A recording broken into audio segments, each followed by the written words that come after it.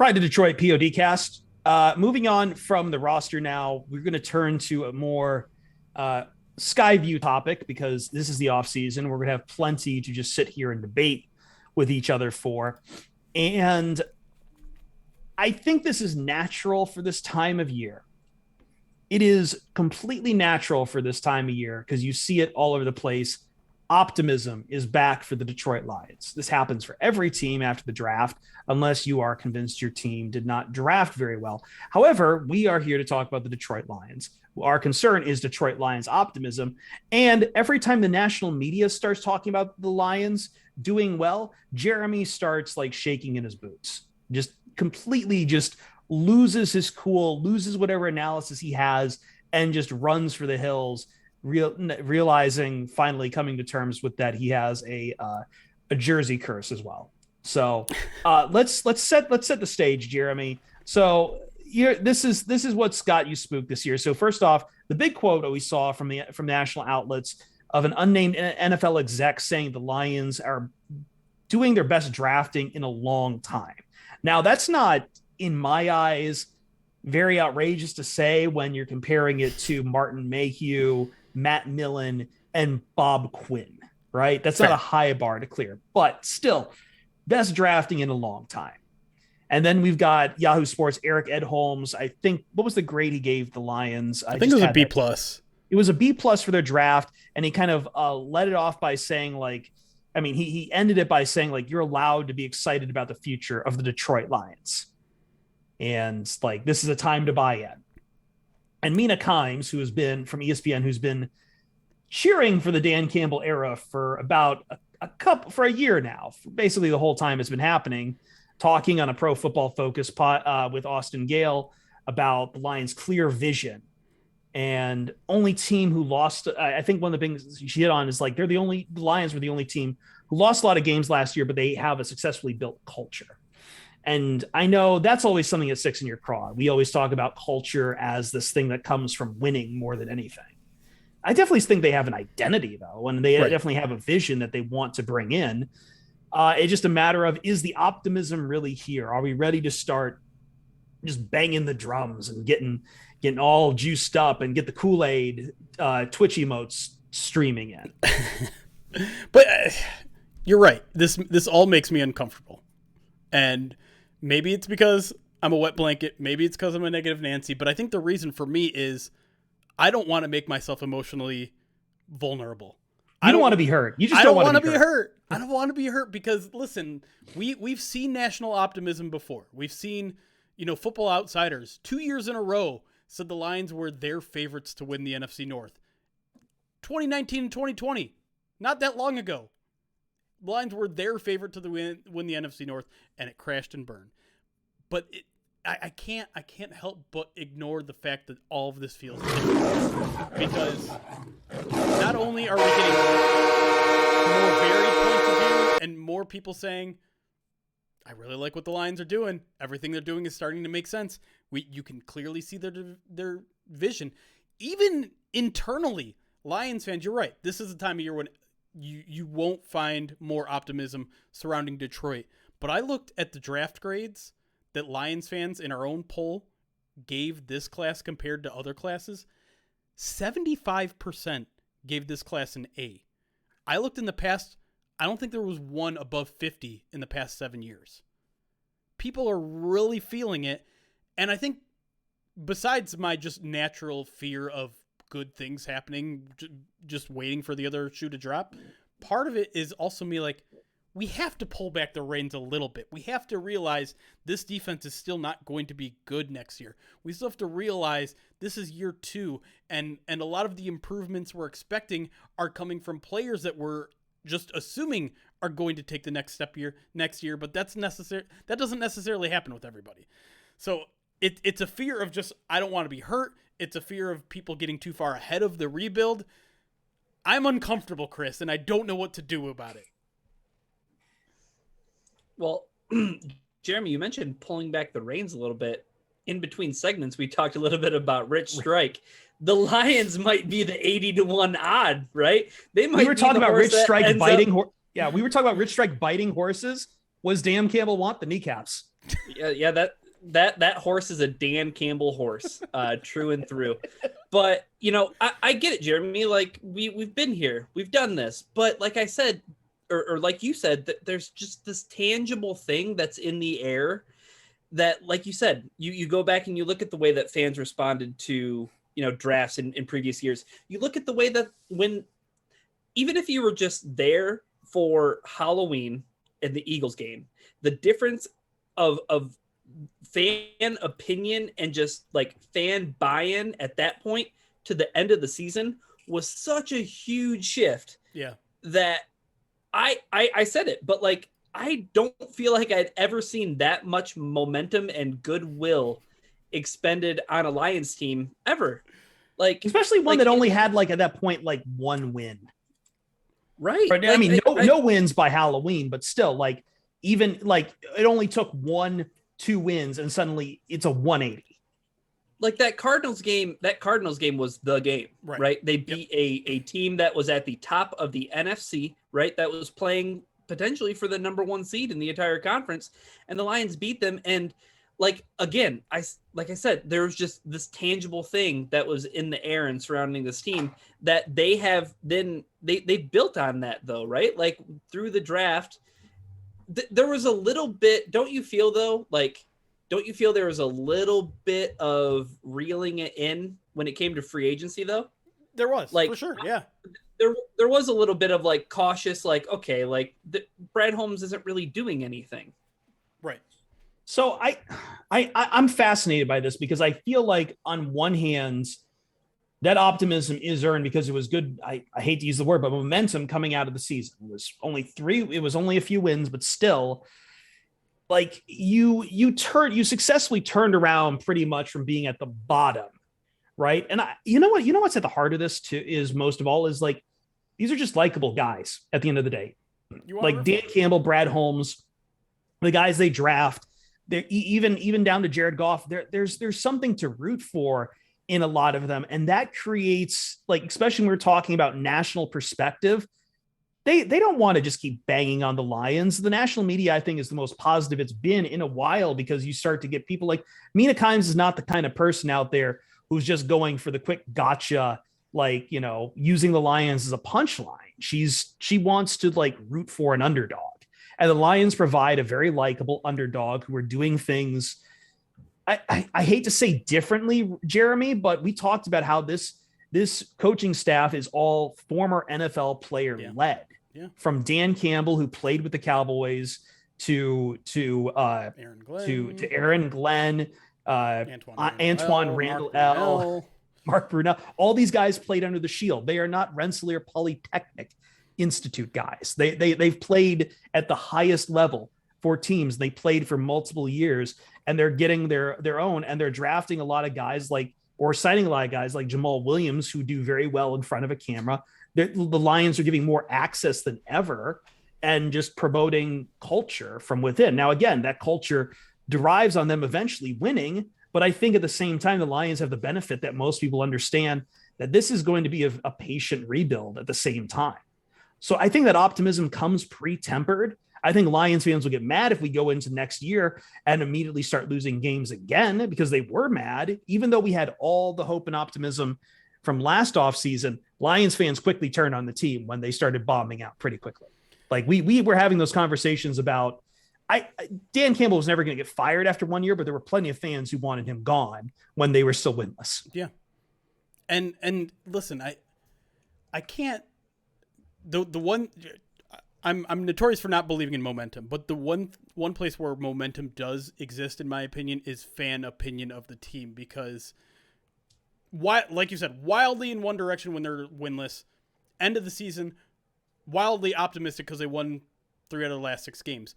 But this is wet blanket coming again. Sorry. You want to look back at those 6 games, they got blown the F out in 2 of them. And I think we talked about it at the time, Ryan. If that Packers game wasn't strategically placed there at the end of the season, I think we would have been a lot more negative going into the offseason, because they got blown out by the Seahawks before that, 51-29 in an awful game.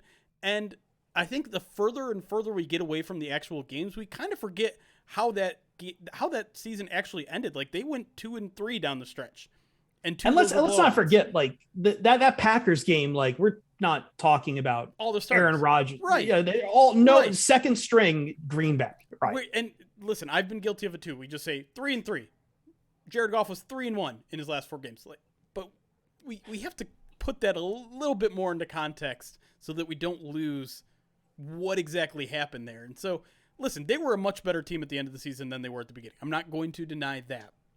But acting like this was a team that was capable of playing 500 football at the end of the year, that's just not true. They were not a 500 football team by the end of that season. So I think where the optimism comes from, though, Jeremy, is with the pieces that they've added so far, are they that team now, though? Maybe. They might be, right? Yeah.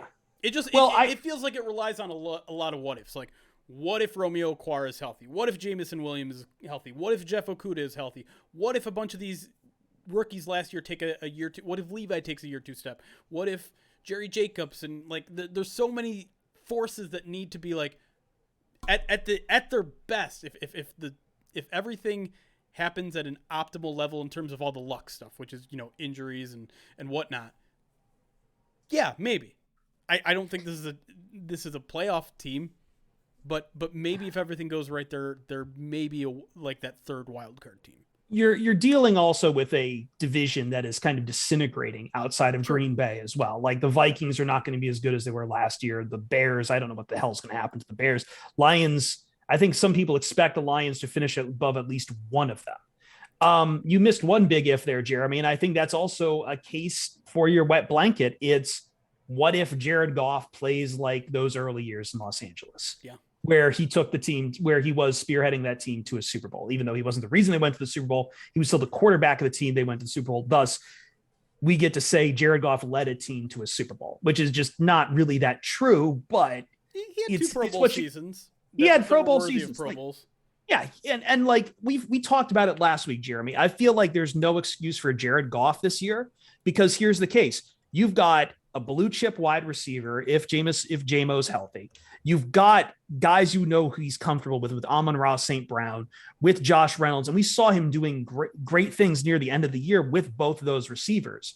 You've got a offensive line who, if everyone is healthy between Decker, Ragnow, Sewell, and the guards, like, is probably one of the better offensive lines out there.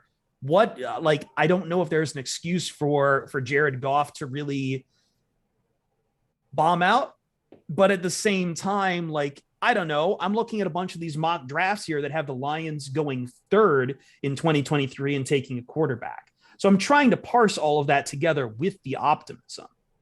And I mean, part of that optimism is probably an optimism that they're building in the right way. And it's not just about 2022, because clearly, like, as much as people are optimistic, they also think the Lions are destined to take a quarterback at the top of the next draft, and thus Jared Goff probably not playing well enough to stave off questions about whether or not he's a bridge quarterback or long-term.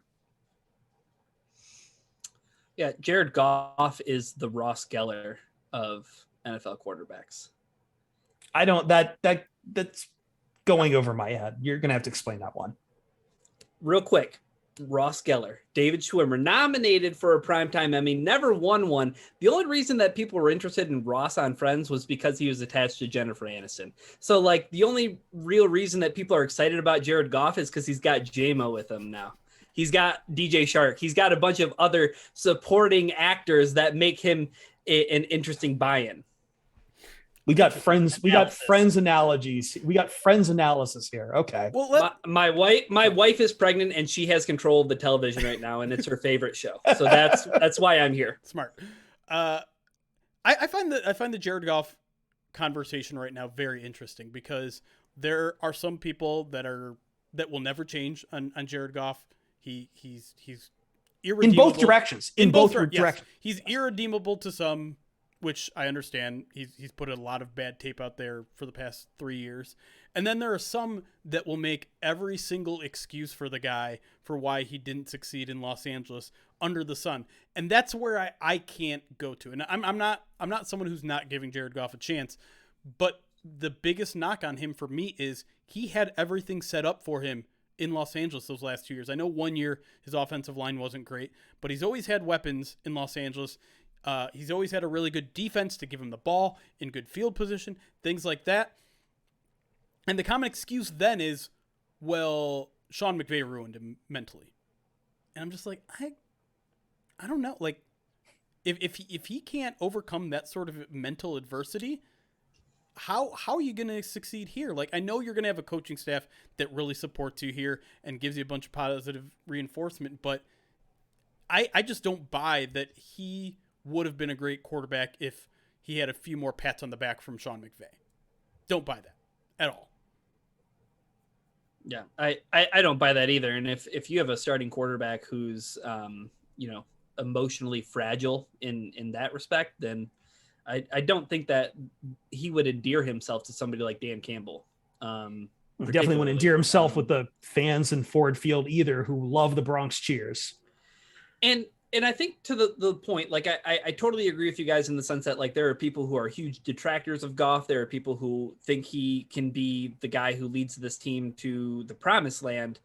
Like, where is everybody who was totally okay with him being the bridge quarterback that everybody said he was going to be from Jump Street? Like, those people I feel like got off the tracks and like went to the opposing sides. Like, those people in the middle don't really exist a whole lot anymore. Like, I don't see those people a whole lot, but I think that's due large in part to like expectations. Like, we're talking about the Kool-Aid drinking, like expectations are rising. So I think that like people are starting to buy in on Goff, and the recency bias is kind of kicked in too, to the point that we're making about his play down the stretch. Right. And that helped. The season was a great polarizing element to that too, right? The first half of the season, he was unbearably bad. He couldn't throw the ball past the line of scrimmage at all. And second half of the season, he couldn't put a whole game together. He couldn't put a whole game together. It was like, okay, he played good in the fourth quarter versus San Francisco when they were down a ton of points. Oh, he had a good Monday Night Football for the first half against the Green Bay Packers. Like, it was like, okay, when is he going to put it all together? And then by Halloween, it was like, okay, this guy is like, the Lions need to move on from him. But then Dumb and Dumber totally redeemed himself. Then he gets Josh Reynolds. Then he figures out Amon-Ra St. Brown exists, and suddenly like he's putting games together. Like not great games. Ben Johnson, yeah. Like, well, yeah, and again, that's part of it too. It's about how much was on Anthony Lynn planning him out, right? And how much was it on Dan Campbell taking over play calling and getting comfortable with that? Like, once again, the excuses are showing up for Jared Goff. I guess my question then is like, what do you guys think his ceiling is? Can he be a top 10 quarterback in this league? Or is like 14, 15, 13, that range more realistic for him?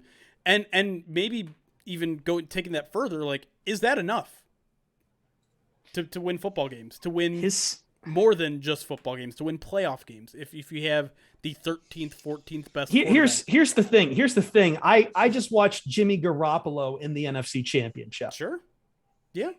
Like, and I don't think Jimmy Garoppolo is leagues better than Jared Goff. I think he's better than Jared Goff, but it's not by magnitudes, right? Like, they're in the same solar system. I mean, we probably even put Ryan Tannehill in that solar system. Teams are winning with not top flight quarterbacks. They're not winning at all. Yeah, I was going to say not championships. But the Lions would love to be doing what the Titans and San Francisco are doing right now. And then this brings us all back to like the conversations about Alex Smith. Like, brought the Chiefs pretty far. They were winning a lot of games. And then once they needed that final thing, they found Patrick Mahomes, and that took them that step further. Maybe that's it. And maybe Jared Goff sticks around more than 1 year until the Lions are ready, because they're not ready to be like a division winner and conference championship appearer. They're not there yet. So maybe we get 2 more years of Goff, and then boom, that's when they take the trigger and go for an elite tier quarterback. Because I think we can mostly all agree here, at least, elite tier is not in the future for Jared Goff. No, and that's where I want to take the conversation, is to the point that Jared Goff, in order for him to be the best version of himself, is for him to be a very, very turnover conscious quarterback. Like, he needs to make sure that he doesn't make mistakes that puts this defense in tough spots. Like, I think this defense needs to be playing on the other side of the field in order for them to be successful. Like, I think last season you go back to a lot of the mistakes and a lot of the downfalls in Lions games, and I think that they can be directly traced back to, okay, Jared Goff made a turnover. Jared Goff, fumbled the ball. Jared Goff threw an interception that was super costly. I think that he needs to be turnover adverse, and he needs to really focus in on keeping the football, on the other side of the field, if they're not scoring points, and needs to be putting the defense into beneficial situations, because the defense is clearly still the weak link to this team. It is. And I think it's why they're going to lose some games, but also Jared Goff just needs to be, to your point, Brian, consistent. Like, he had some consistent games near the end of the year, but I think a lot of people are expecting that performance to go across the entire season. He just hasn't really, for many of his years, been consistent, period. Like, we will get some good stretches out of him, but then there will be those turnover worthy plays out of him, even when he was with the Rams. Over under, I think, Jeremy, you quoted this. It's set at 6 wins right now. Yeah. Is there a hook anywhere there? Or not at the moment, at least. It's even on 6. Okay. Yeah. So, like, that's kind of where DraftKings is setting it here, is 6 wins. And again, most mock drafts I've seen saying the Lions picking number 3, which if I remember, that's based on Super Bowl odds.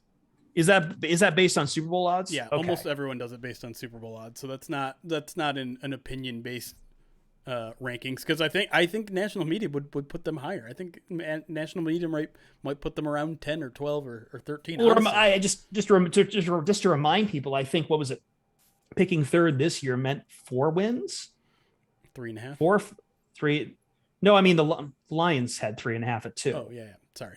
Yes. Yeah. But yes, you would be right if a team had 4 wins or more, but still, yeah. I was thinking as low as you could go. But right. Yeah. I don't know, man. Can I ask a question based on that over under? Yes. Do they have to hit the over, or okay? Does that bet either need to be nulled by hitting 6 exactly, or go over in order for this season to be successful? You need to go over or push. You need to over or push. Yeah. Yes, I do. I do believe that. Yeah. I think there will be some shaken belief in this regime if they don't get at least 6 wins this year, and rightfully so. Like, I know we all just kind of bought into the wet blanketing and that Jared Goff discussion, but they should be better on offense, and they played pretty well down the stretch. They should be better on defense. I still think not great. And listen, there were enough close games where they could have won, and I know that's a dangerous game to play because they could have lost a couple extra games too, but they could have been a 4 or 5 win team last year, and there's enough roster turnover and general improvement that you should expect from players that are year 2, not only year 2 in the NFL, but guys that are year 2 of this regime, these schemes, that 6 wins should be at least, it should be the almost floor. Expected, right? 6 wins should be expected from the coaching staff. That should be the floor of the expectations. The only thing I could see going lower is maybe 5 wins factoring in injuries or about how much, and I know we don't want to say the word, and I don't think this, the coaching staff really wants to, but Brad Holmes was doing a little bit of tanking with, the roster. What Ryan? Like, you're shaking your head there. No tanking. I'm just talking like, man, the quarterback is such a big need though. Like, if there isn't one worth taking at the top of the draft. Is this where you're going to go? You're so spited from Malik Willis that you're going to out of hand dismiss CJ Stroud and Bryce Young and Anthony Richardson. And if the Lions season got to that point, I would start up a hashtag no tank you.